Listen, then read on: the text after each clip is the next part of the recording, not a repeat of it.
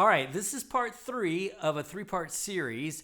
If you missed part 1 and part 2, the links are in the description. But I'm going to do a rapid fire review of part 1 and part 2. All right, so part 1, we learned that when a movie makes you angry initially, it is telling you a value or a theme in your life. Then in part 2, we looked at a scene that makes you angry inside the movie that makes you angry, and we broke down that scene to find who is the victim in the scene and what does that victim want. And we figured out that what that victim wants is actually a core desire in your life. So that's part 2. And then now in part 3, we're looking at how do you redeem a movie that makes you angry? Or how do you even redeem that core desire that you found inside your movies? So let's get into it. Here we go. Because basically I'm just saying whatever comes to my brain. Not going to be edited very well. No, I'm not talking out my butt. Hi, my name is Bryan Coley. I am the Chief Creative Officer. All right, in part 2, I was a little bit vulnerable with you, Internet, and I shared how my backstory was connected to why I was so angry at Barbie the movie.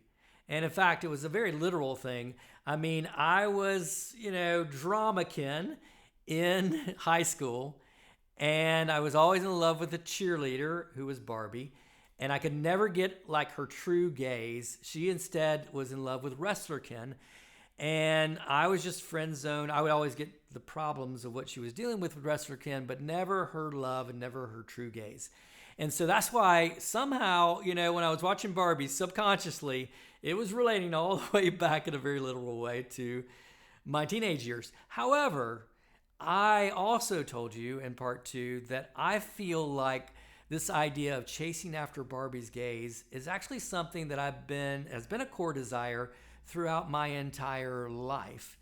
And so I want to kind of give you part 2 of this backstory and be even more vulnerable with you, Internet, in that, part of my backstory is for the last 23 years, I've been an entrepreneur. I quit Turner Broadcasting after working there for 12 years. I started a theater company. I've had all these ideas and hoping that these ideas would go big. So I'd started a theater company, and then I was like, well, no, we got to work with writers and commission writers. So I started commissioning playwrights and then screenwriters, and maybe their scripts would go big. And so we were pouring all our energy, working so hard to try to get commission all these writers and get their scripts in the world. And then finally I was like, I want to make a movie, and so maybe this idea will go big. Maybe it'll be a catalyst film, this little indie film that could. And and that didn't happen. And and then I launched Reel, and I've been working at Reel for 10 years, after I launched it.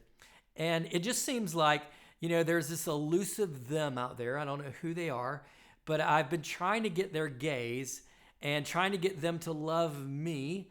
And I guess it's my ideas. I'm putting my ideas out there. I'm working so hard all these years to do this, just in the hopes that I'll get Barbie's gaze, whoever Barbie is out there. Maybe it's a platform, maybe it's popularity, maybe it's the sense of perfection. I don't know what it is, but it's this image that there's this Barbie that will love my ideas and that will cause this kind of flywheel effect, and that my ideas will just like burst into the world, and just grow massively and be highly successful and all this kind of stuff.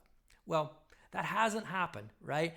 I've been successful to a great, and we'll get to that later, but none of my ideas have had that flywheel effect, And so I can see that there's this core. When I was mad at Barbie and feeling like Ken was being friend zoned, in fact, his song is, doesn't seem to matter what I do, I'm always number 2. No one knows how hard I tried. I can just really relate to that. And I know that's why I was so angry at this movie.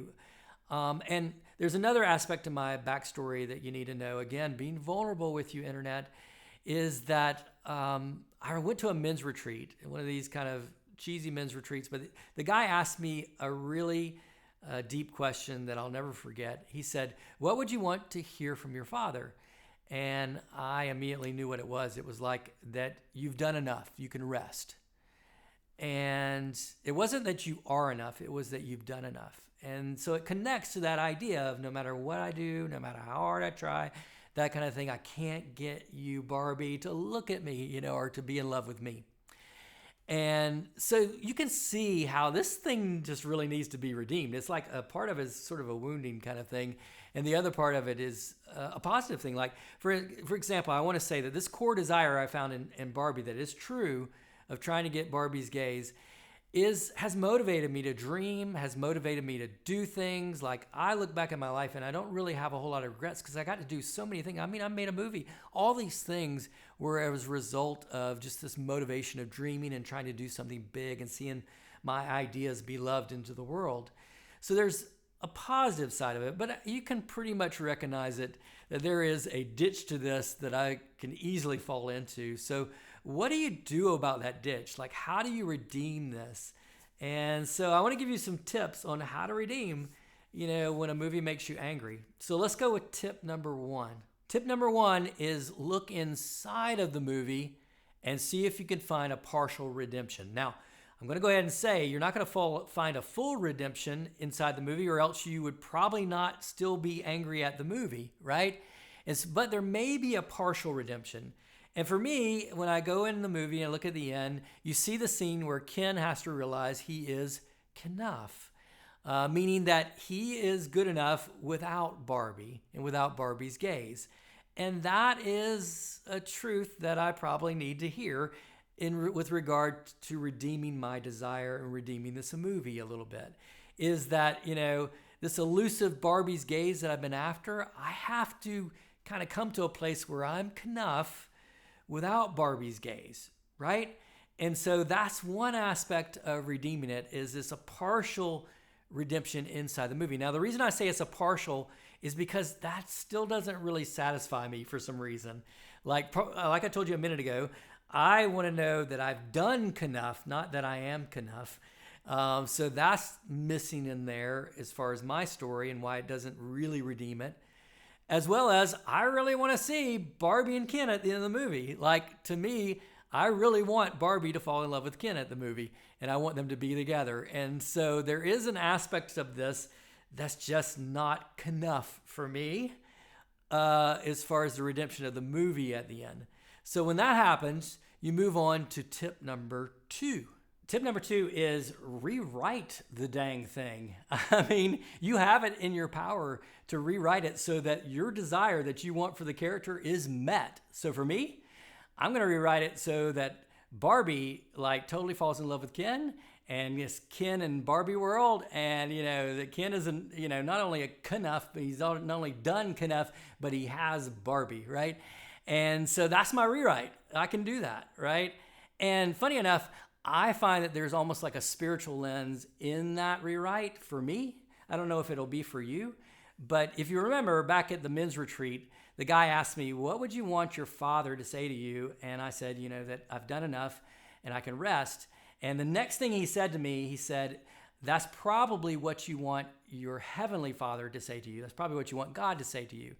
And it was just like, boom, right? Like all of a sudden, in fact, all my life, I've been like, oh man, I seem to always be working and trying and working hard to get God's love. Like there's a 1% that if I can get that 1%, then he's going to love me. I'll get his gaze, and I'll be invited to the God sleepover party.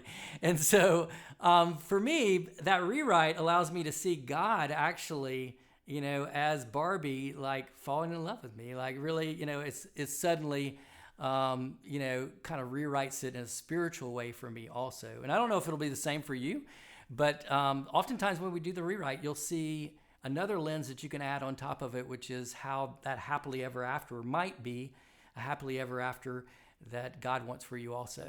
So that's tip number 2. All right, let's go to tip number 3. This is my favorite. So tip number 3 requires that you have a favorite movie list. At Real, we ask people for their top 10 movie lists, and we do that because it's really incredibly surprising when all of a sudden they see themes showing up or truths showing up, insights that are just profound. in several of their movies. And so that was true for me whenever I looked at a redemption for my desire of going after the Barbie and trying to get her gaze in my movies. So the most glaring example of this for me was George Bailey in It's a Wonderful Life. And George is wanting to get out of Bedford Falls. He's wanting to dream big. I want to do something big. And do big things. I'm going to build airfields. I'm going to build skyscrapers 100 stories high. I'm going to build bridges a mile long. Yet he never gets out of Bedford Falls, and you feel like, oh man, he's never going to get Barbie and get Barbie's gaze of the outside world, right? And yet, at the end of the movie, the redemption of that desire is that you see all of these people who show how his investment, his little bitty investments in the community and in their lives has made them so appreciative and grateful. And of course, he's grateful to be alive at the end. And so that ending actually is a nice redemption and gives me an image of redemption of my desire in such a positive way, as well as this kind of message that, you know, the Barbie's gaze is not as great as the investment in people, right? In the little things. And then I found that in Family Man also.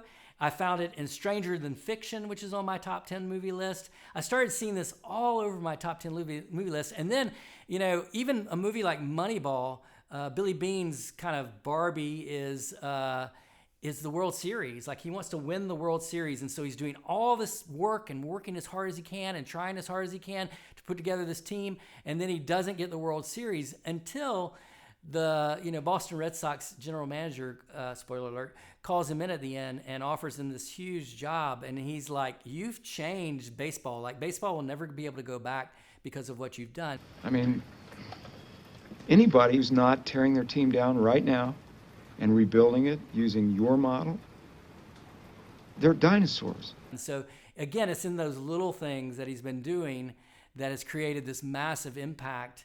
That's not the way he expected, as far as the Barbie was not the Barbie that he expected. And yet that's it. And for me, all of those truths are like major truths for me in my life and the way to redeem things. Because when I look at all the things I've done in my life, like I was telling you in my backstory, really when I look back, I can see all the relationships. I can see all the kind of things that were just the little things that give me that It's a Wonderful Life moment at the end where it's like, oh, the Barbie I was after is really all this investment in people that I've made over the years and all these relationships and everything like that.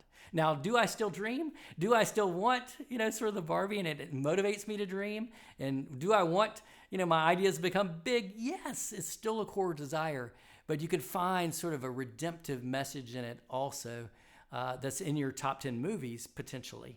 So those are the 3 tips. Let's go over them again. The first one is look in the movie and see if there's a partial redemption that you can build upon. 2, look and see if you can rewrite the movie and see if you can make it into the movie that the desire is met, and even maybe see God in that. And then the third one is that you can look in the rest of your movies and possibly see that desire being met in a different way in your other movies. So hopefully that's helpful. Hopefully the series was helpful. And now when you get angry at a movie and you want to walk out of the theater, then stop and really examine that movie and see how it's telling you your story. So thank you guys for watching this series, and tune in for the next Real Impromptu video.